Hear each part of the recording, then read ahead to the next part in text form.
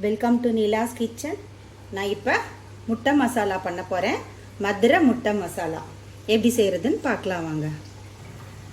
பெரிய வெங்காயம் கொஞ்சம் சாப் பண்ணி வச்சுருக்கேன், தக்காளி 2, கருவேப்பிலை, மல்லித்தலை, முட்டை, இஞ்சி பூண்டு, சீரகத்தூள், மிளகாத்தூள், கரம் மசாலா, மஞ்சத்தூள்.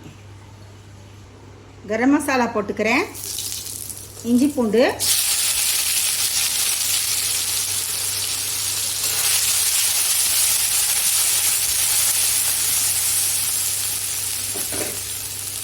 கருவேப்பிலை கொஞ்சம், பெரிய வெங்காயம் பொடியாக நறுக்கி இருக்கிறது.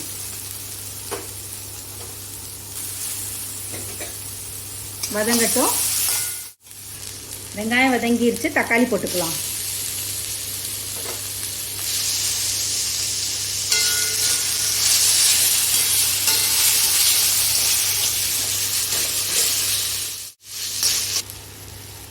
கொஞ்சம் மல்லித்தூள், மிளகாத்தூள், கரம் மசாலா, சீரகத்தூள், மஞ்சத்தூள் எல்லாம் அரை ஸ்பூன் போடுங்க. உங்களுக்கு தேவைக்கேற்ப மிளகாத்தூள் சேர்த்துக்கோங்க. உப்பு போட்டுக்கிறேன். தண்ணி ஊற்றிக்கலாம். நல்லா கெட்டியாக வேகட்டும். கட்டியாக வந்தோடனையும் எடுக்கலாம். அதுக்குள்ளார முட்டையை கட் பண்ணிக்கலாம். இந்த மாதிரி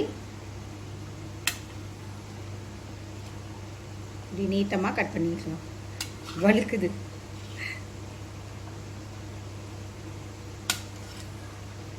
இப்படி 2 கட் பண்ணி வச்சுக்கலாம். இந்த மாதிரி கட் பண்ணி எடுத்துக்கலாம். பாருங்கள், கட்டியாயிடுச்சு. இப்போ நான் இதை எடுத்து வச்சுக்கிறேன். பாருங்கள், அதை எடுத்து வச்சாச்சு. இப்போ நான் இதில் வெங்காயம் போட்டு வதக்கிக்கிறேன். பெரிய வெங்காயம் எடுத்து வச்சோம்ல, அதை வதக்கிக்கலாம். நல்ல கோல்டன் ப்ரௌன் கலர் வரட்டும். கொஞ்சம் இஞ்சி பூண்டு, வெங்காயம் பாருங்கள் நல்லா வதங்கிடுச்சு. நல்ல ப்ரௌன் கலரில் வந்திருக்கு பாருங்கள். கிரேவி போடுறேன்.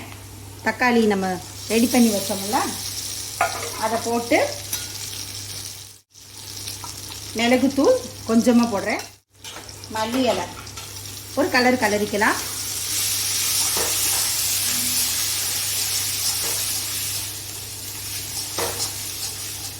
இப்போ இந்த முட்டையெல்லாம் போட்டுட்டு கிளறலாம்.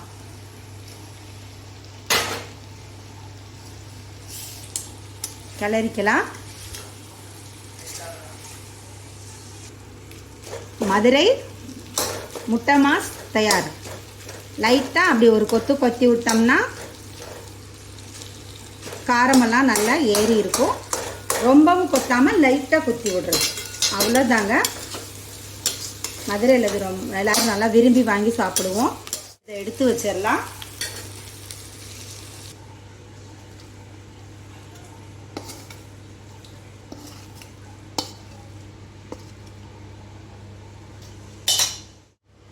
அவ்வளோதாங்க, மதுரை முட்டை மாஸ்.